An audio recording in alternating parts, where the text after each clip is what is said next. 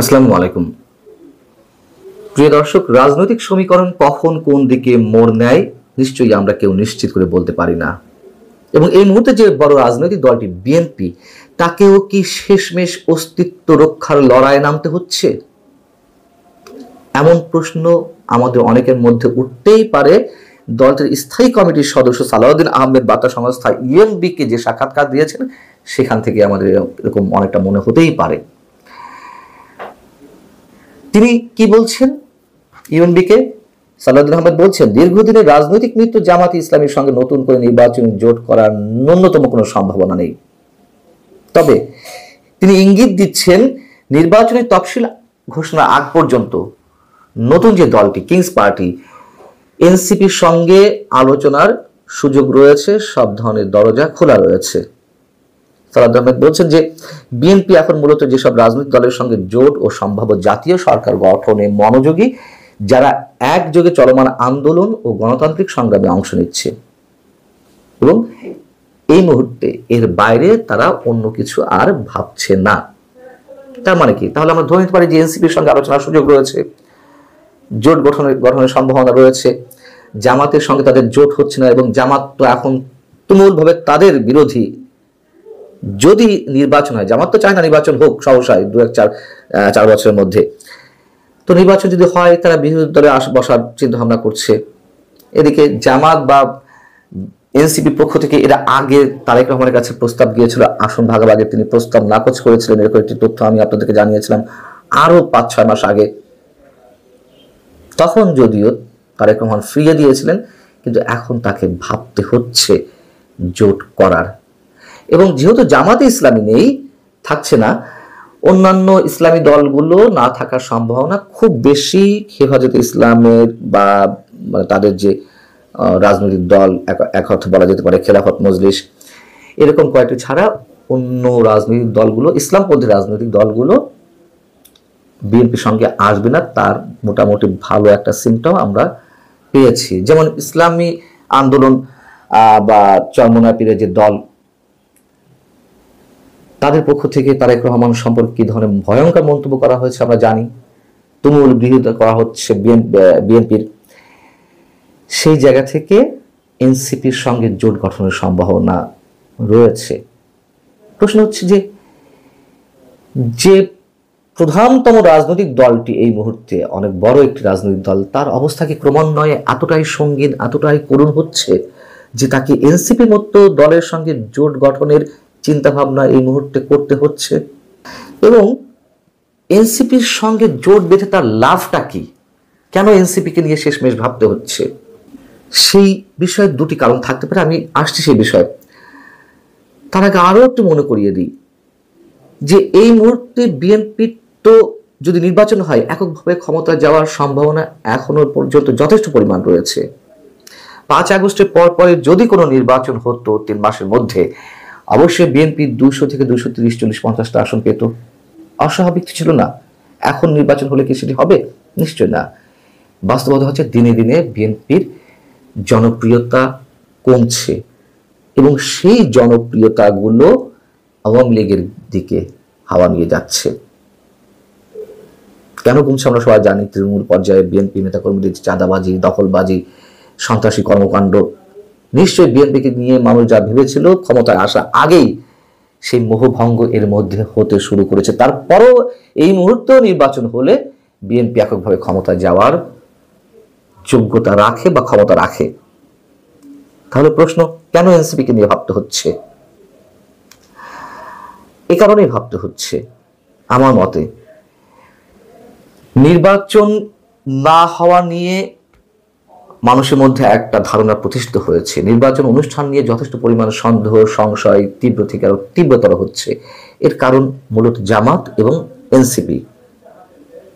তারা তো নির্বাচন হতে দিতে চাইছে না। যতই বলুক নতুন রাজনৈতিক বন্দোবস্ত তারা করতে চায়, এই সমস্যা সেই সমস্যা, সব ভাওতাবাজি, সবই হচ্ছে ক্ষমতা কেন্দ্রিক রাজনীতির অংশ। এবং তারা নির্বাচন না করেই ক্ষমতার স্বাদ লাভ করছে।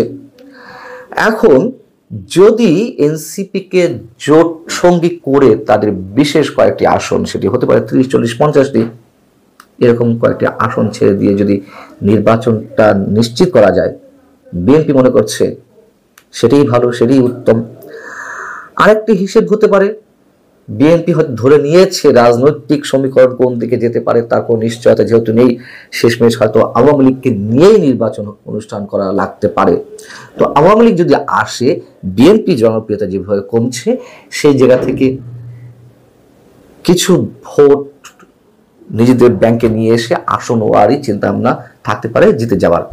যেমন জামাতে ইসলামীর সঙ্গে যখন জোট করেছিল 2001 সালে, জামাতের ভোট কত ছিল? মাত্র 4%, 5%। তারপরও ভিন্ন একটা কৌশলের মাধ্যমে আসন ওয়ারি তারা তো 216টা বা এর ধরনের একটা আসন পেল, এরকম একটা সংখ্যায়। এবং ওই সময় দেখা গিয়েছিল যে 4 দলীয় জোট মিলে যে ভোট তারা পাচ্ছে, আমরা যদি খুব ভুল না হয়ে থাকে তাহলে বলতে পারি তার চেয়ে বেশি পেয়েছিল আওয়ামী লীগ, কিন্তু আসনের দিক থেকে ধরা খেয়ে গিয়েছিল। সেই হিসাবটা বিএনপি থাকতে পারে। কিন্তু প্রথমেই বলছে যে বিএনপির অবস্থা ক্রমান্বয়ে এতই করুণ হচ্ছে। কেন করুণ হচ্ছে? কেন বিএনপি নির্বাচনটা আদায় করতে পারলো না তারা এককভাবে ক্ষমতায় যাওয়ার জন্য? তাদের কৌশলে অনেক ভুল রয়েছে, বারবার ফাঁদে পা দিচ্ছে, এবং এই কথাগুলো আমরা ক্রমান্বয়ে ক্রমশ সবসময় বলে আসছি। এবং তারা যে বিপদগ্রস্ত সেটা দিনে দিনে অনেকখানি নিশ্চিত হচ্ছে। সালাউদ্দিন আহমেদ সংস্কার বিষয়ে একটি চমৎকার মন্তব্য করেছেন, যদি এই ধরনের মন্তব্য তারা বেশ কিছুদিন ধরে করে আসছে। তিনি বলেছেন জাতীয় ঐকমত্য কমিশনের যে আলোচনা, এটা একেবারে অপ্রয়োজনীয়ভাবে দীর্ঘ করা হচ্ছে, যুক্তিসঙ্গত সময়ের মধ্যে এটি শেষ করা উচিত। বাস্তবতা এটাই যে এই সংস্কার নাটক চলছে, এটা স্রেফ মানুষের সঙ্গে প্রতারণা করা হচ্ছে সময় ক্ষেপণের জন্য। এর বাইরে তো কত ধরনের কথিত সমস্যা হয়ে যাচ্ছে। সরকার নিজের মতো করে নানান সিদ্ধান্ত নিচ্ছে। এইসব সিদ্ধান্ত নেওয়ার জন্য কি সেগুলো সংস্কারের মধ্যে ফেলা হয়েছিল? নিশ্চয়ই না, করে যাচ্ছে একের পর এক। সবশেষে আর একটা কথা বলি, তত্ত্বাবধায়ক সরকার সম্পর্কেও সালাউদ্দিন আহমেদ আবারও একটি ইঙ্গিত দিয়েছেন। তিনি বলছেন তত্ত্বাবধায়ক সরকার পদ্ধতি কার্যকরভাবে পুনঃপ্রতিষ্ঠিত হয়েছে, এখন শুধু সুপ্রিম কোর্টের রিভিউ রায়ের অপেক্ষা। আমরা আশাবাদী যে আপিল বিভাগ রিভিউ আবেদনের পক্ষে ইতিবাচক রায় দেবে। এবং পরবর্তীতে বলছেন বাংলাদেশের জনগণ একটি নিরপেক্ষ তত্ত্বাবধায়ক সরকারের অধীনে জাতীয় নির্বাচন চায়। তার মানে কি ডক্টর মোহাম্মদ ইউনূস সরকারের অধীনে বিএনপি আসলে নির্বাচন চায় না? তারা বুঝেই গেছে ডক্টর মোহাম্মদ ইউনূস সরকার নির্বাচন দেবে না, বুঝেও তারা নানান সময় নানান ধরনের ট্রাপে পা দিচ্ছে, এবং এটি হওয়ার যথেষ্ট সম্ভাবনা রয়েছে। এবং আমাদের অনেকের কাছে মনে হয় ডক্টর ইউনূস, আমি তো শুরু থেকে বলে আসছি, ডক্টর ইউনূসের অধীনে কোনো নির্বাচন হওয়ার সম্ভাবনা খুবই কম, খুবই কম। তিনি চেষ্টা করছেন পশ্চিমা এজেন্ডা বাস্তবায়নের জন্য এবং নির্বাচন প্রলম্বিত করতে, নির্বাচন না করে যতদিন ক্ষমতায় থাকা যায়। এ কথা এখন উজ্জ্বল দিবালোকের মতো সত্য। এবং তিনি যে নিরপেক্ষতা হারিয়েছেন, তার অধীনে নিরপেক্ষ নির্বাচন হতে পারে না, সেটিও প্রতিষ্ঠিত হয়েছে। অর্থাৎ তার অধীনে নির্বাচন হওয়ার কোনো কারণই নেই। এবং আন্তর্জাতিক যে খেলাগুলো চলছে আমাদের জাতীয় রাজনীতির সঙ্গে, সেই জায়গা থেকেও আমরা বলতে পারি কখন কি হয়, কার অধীনে কি নির্বাচন হয়, কে আসলে ক্ষমতায় যায় কাকে নিয়ে, তার কোনো নিশ্চয়তা অন্তত এই মুহূর্তে বলা যাচ্ছে না। দুদিন আগেও হয়তো বলা যাচ্ছিল। অবস্থা দৃষ্টে মনে হচ্ছে যে সরকার খুব দ্রুত একটা নির্বাচন দিয়ে দেবে। বিএনপি এবং অন্যান্য রাজনৈতিক দলগুলোর সঙ্গে যে বার্গেনিং হচ্ছে, বা ডক্টর মোহাম্মদ ইউনূস নির্বাচনকে নিয়ে যে টালবাহানা করছেন বলে যে অভিযোগ আসছে, এবং তিনি ক্ষমতাকে প্রলম্বিত করার জন্য, দীর্ঘায়িত করার জন্য যে সকল যদি কিন্তু দাড়ি কমা সেমিলিমি কোলন দিয়ে যে সকল কথাবার্তা বলছেন, সেগুলো সম্ভবত বৈশ্বিক পরিস্থিতির কারণে খুব বেশি দিন এগোবে না। সবাইকে আশ্চর্য করে দিয়ে যদি 2025 সনের ডিসেম্বরের মধ্যে, এমনকি নভেম্বরের মধ্যে যদি নির্বাচন হয়ে যায়, তাহলে আশ্চর্য হব না। এখন বাংলাদেশের যে প্রেক্ষাপট, সেই প্রেক্ষাপটে নির্বাচন যেভাবেই হোক না কেন, সেই নির্বাচনে একক কর্তৃত্ব চলে আসবে বিএনপির হাতে। এবং এখন বাস্তবতা যেখানে দাঁড়িয়েছে, সেটি হলো বিএনপির সঙ্গে সমঝোতা করা ছাড়া ডক্টর মোহাম্মদ ইউনূসের হাতে এই মুহূর্তে কোনো বিকল্প নেই। এনসিপি জামাত প্রাণান্ত চেষ্টা করছে ডক্টর মোহাম্মদ ইউনূসকে সাপোর্ট দেওয়ার জন্য এবং তার আত্মবিশ্বাসকে বাড়িয়ে দেওয়ার জন্য। নির্বাচন যাতে দেরিতে হয়, বিএনপি যেন নির্বাচনে দিনকে দিন সেই নির্বাচনের মাঠে বিএনপি অপাঙ্ক্তেয় হয়ে যায়, এরকম একটা রাজনৈতিক পরিবেশ তৈরি করার চেষ্টা হচ্ছে। কিন্তু দেশি বিদেশি নানা রকম চাপ, ক্যান্টনমেন্টের চাপ, উত্তরপাড়ার চাপ, তারপর ভারতের চাপ, আমেরিকার চাপ, সব মিলিয়ে ডক্টর মোহাম্মদ ইউনূসের কাছে মনে হতে পারে যে নির্বাচনটা তড়িঘড়ি করে যদি দিয়ে দেওয়া হয় এবং তারপরে যা হওয়ার তাই হবে, কিন্তু আমি এই নির্বাচনটা দিয়ে একটা সেফ এক্সিট নিয়ে আমি চলে যাব। এবং একই ঘটনা কিন্তু ভারতবর্ষে ঘটেছিল সেই দ্বিতীয় বিশ্বযুদ্ধের পর। আপনারা জানেন যে অনেক দিন ধরে ভারতীয় কংগ্রেস এবং মুসলিম লীগ তারা স্বাধীনতার জন্য লড়াই করছিল, সংগ্রাম করেছিল। কিন্তু দ্বিতীয় বিশ্বযুদ্ধের পরে ব্রিটেনের অর্থনীতির অবস্থা এতটা নাজুক হয়ে পড়ে এবং তার যে সকল জায়গা থেকে রেভিনিউ আসতো, মধ্যপ্রাচ্য থেকে, আফ্রিকা থেকে, পুরো রেভিনিউটা তার চলে যায় এবং এই রেভিনিউতে ফ্রান্স ভাগ বসায় এবং এই রেভিনিউতে আমেরিকা ভাগ বসায়। ফলে তারা কোনো অবস্থাতেই ব্রিটেন সেই তাদের যে রাজকোষ, সেই রাজকোষ তারা চালাতে পারছিল না। অবাক করার ব্যাপার হলো যে দ্বিতীয় বিশ্বযুদ্ধের সময় উইনস্টন চার্চিল ছিলেন প্রধানমন্ত্রী। তো তিনি যে একটা সাধারণ নির্বাচন করবেন, একটা নির্বাচন করতে ব্রিটেনের কত টাকা যায়? তো ব্রিটেনের যে চ্যান্সেলর অফ এক্সচেকার যাকে বলা হয়, অর্থমন্ত্রী, তিনি বললেন যে একটা নির্বাচন চালানোর মতো টাকা আমাদের হাতে নেই। ফলে ব্রিটেনের সমস্ত রাজনৈতিক দলগুলো তারা ঐক্যমত্য হয়ে একটি তত্ত্বাবধায়ক সরকার গঠন করে দ্বিতীয় বিশ্বযুদ্ধের পর এবং তারা উইনস্টন চার্চিলকে বলে যে আপনি তত্ত্বাবধায়ক সরকার প্রধান হিসেবে ততদিন পর্যন্ত ক্ষমতায় থাকেন যতদিন পর্যন্ত একটা নির্বাচন করার মতো অর্থ আমাদের ফান্ডে না আসে। তো চিন্তা করুন যে যুদ্ধের পরে ব্রিটেনের অবস্থা কোন পর্যায়ে চলে গিয়েছিল। ওই সময়টাতে তাদের সবচেয়ে বড় কলোনি ছিল ভারত। তো ভারতেও তখন রেভিনিউ তারা পাচ্ছিল না, উল্টো যে সরকারি কর্মকর্তা কর্মচারী তাদের বেতন কেন্দ্রীয় সরকার থেকে দিতে হতো, এমন একটা পর্যায়ে ভারতের অর্থনীতি পৌঁছে গিয়েছিল। ঠিক সেই সময়টাতে ব্রিটেন সিদ্ধান্ত নেয় যে খুব তড়িঘড়ি করে তারা ভারতকে স্বাধীনতা দিয়ে দিবে এবং কংগ্রেস মুসলিম লীগ চায়নি, জোর করে তাদেরকে স্বাধীনতা ভারত দিয়ে দিয়েছে আনএক্সপেক্টেডলি।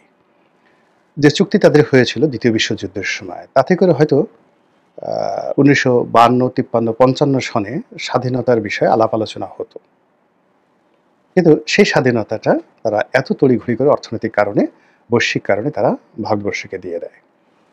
বাংলাদেশের অবস্থা এই মুহূর্তে আমি যতটুকু যা জানি, যতটুকু আন্দাজ করতে পারি, সেটা হলো দ্বিতীয় বিশ্বযুদ্ধে ইংল্যান্ডের অভ্যন্তরের অবস্থা যা হয়েছিল এবং ভারতের কেন্দ্রীয় কোষাগারের যে অবস্থা হয়েছিল, ঠিক তার চেয়ে নাজুক অবস্থা এখন বাংলাদেশের। তো কাজী ডক্টর মোহাম্মদ ইউনূস একটা নির্বাচন দিয়ে তিনি তড়িঘড়ি করে চলে যাবেন, ফলে তার পেছনে যারা মদতদাতা, যারা উৎসাহ যোগাচ্ছেন তাকে দীর্ঘমেয়াদে 5 বছর 10 বছর ক্ষমতা রাখার জন্য যারা কথাবার্তা বলছেন, তারা বুঝতে পারছেন যে এখানে তাদের সমস্যাটা কি, তারা বুঝতে পারছেন না, কিন্তু ডক্টর মোহাম্মদ ইউনূস বুঝতে পারছেন যে তার সমস্যাটা কি।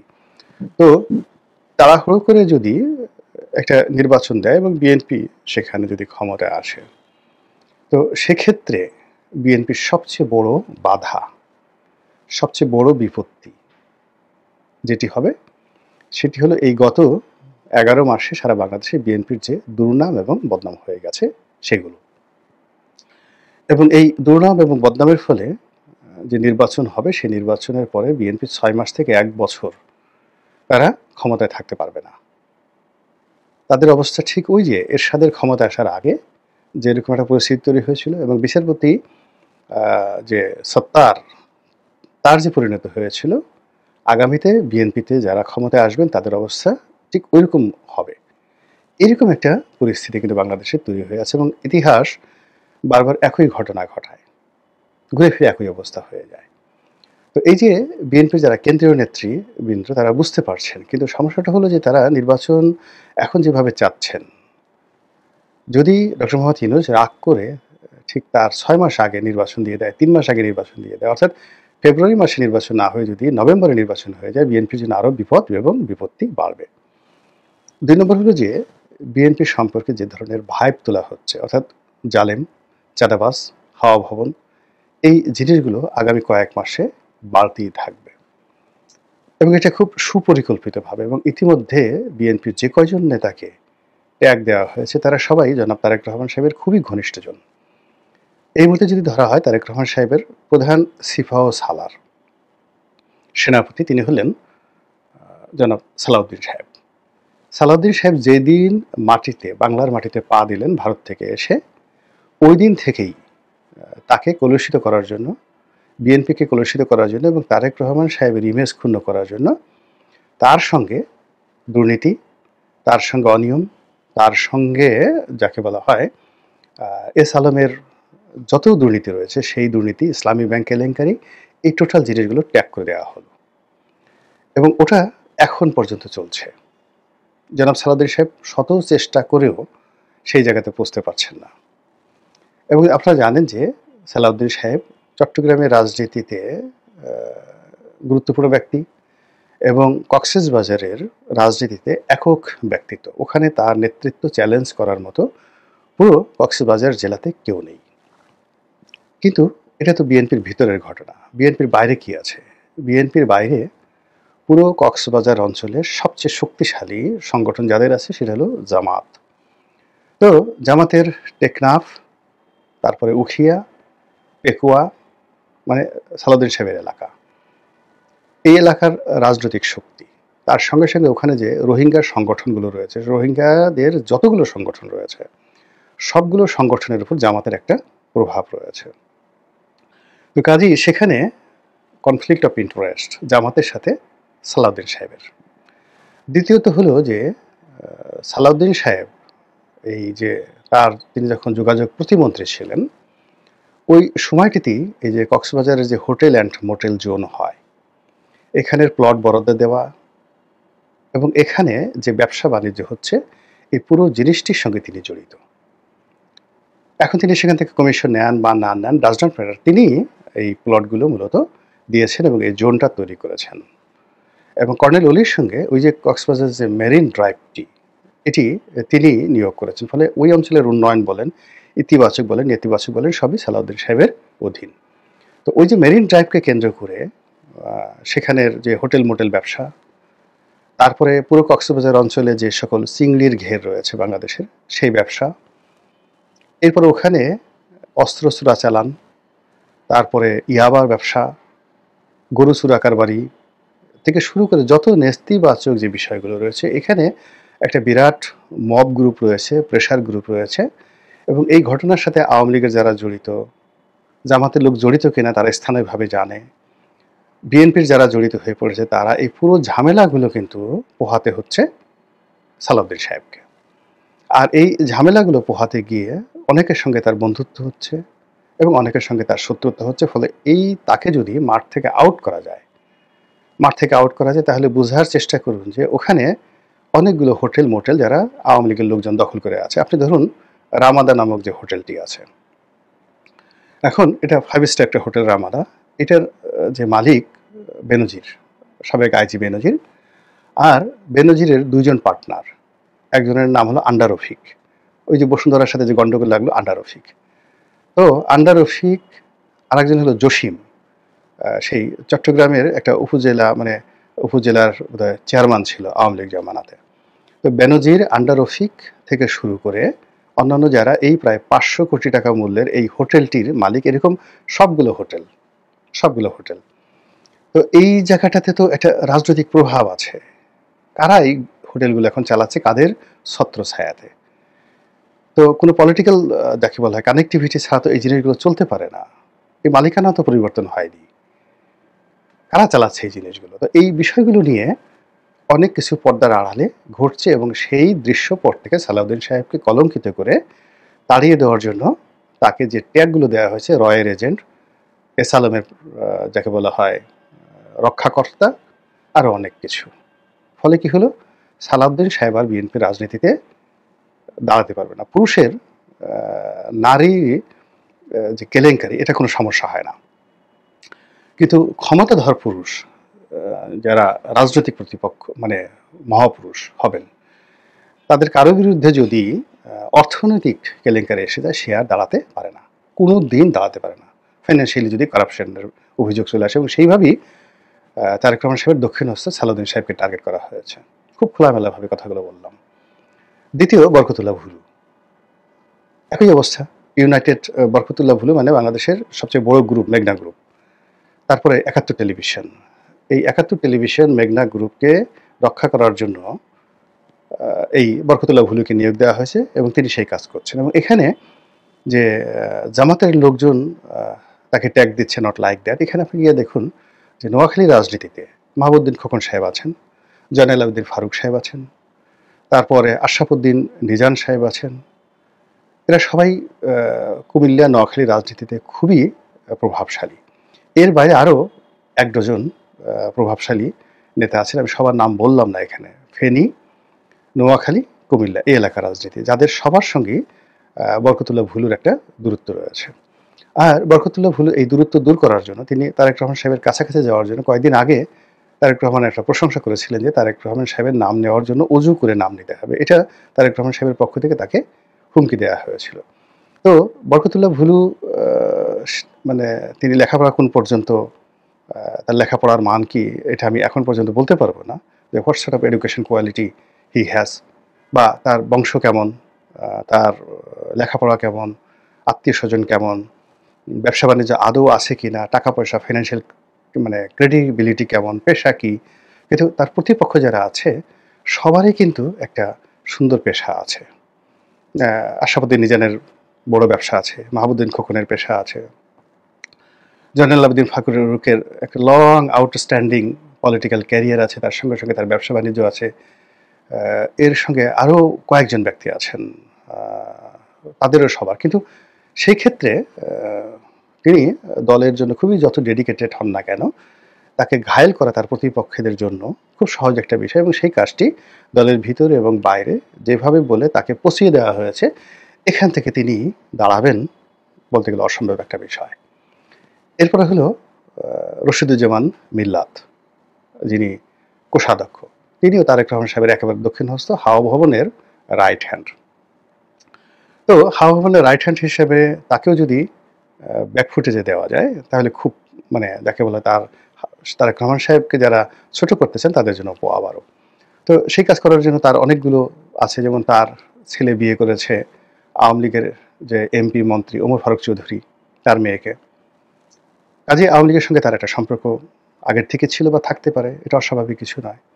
২ নম্বর হলো যে তিনি দীর্ঘদিন ধরে ডিফ্যাক্টো সে মোর্শেদ খান রূপে তিনি মোর্শেদ খানের যত সম্পত্তি, ব্যবসা বাণিজ্য তিনি দেখাশোনা করেছেন। আরব বাংলাদেশ ব্যাংকে মোর্শেদ খানের ছায়া হিসেবে মূলত রশিদুজ্জামান মিল্লাত দেখাশোনা করেছেন। তিনি একসময় বিমান বাহিনীতে কর্মকর্তা ছিলেন, এখন তার যারা সমালোচক, তিনি কি অফিসার ছিলেন না হাবিলদার ছিলেন, এটা নিয়ে সমালোচনা করে। কিন্তু তার চেহারা ছিল দেখে মনে হয় তিনি অফিসার ছিলেন, কিন্তু তিনি তারেক রহমান সাহেবের খুবই ঘনিষ্ঠ। তার একটা ছবি সিঙ্গাপুরে, সেই যাকে বলা হয় আওয়ামী লীগের বিতর্কিত ব্যবসায়ী, যার সঙ্গে সজীব ওয়াজেদ জয়ের খুব ভালো সম্পর্ক, এমনকি সজীব ওয়াজেদ জয়ের সঙ্গে সেই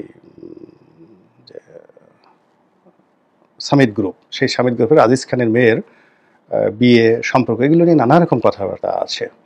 তো সেই ভদ্রলোকের সঙ্গে অর্থাৎ আজিজ খান সাহেবের সঙ্গে এক টেবিলে বসে কথাবার্তা বলা, আবার সেই অফিসে রশিদুজ্জামান মিল্লাতের ছেলে বসেন, এইরকম যে একটা ভাইব তুলে সারা যাকে বলা সোশ্যাল মিডিয়াকে তছনছ করে দেওয়া হয়েছে।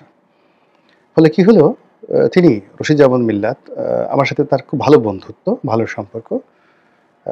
আর তার যে বিআই ওমর ফারুক চৌধুরী, তিনিও তার সঙ্গে আমার খুব ভালো বন্ধুত্ব ছিল। এখন কোথায় আছে আমি জানি না, বাট তিনি যখন এমপি ছিলেন, মন্ত্রী ছিলেন, তো আমরা একই কমিটিতে ছিলাম।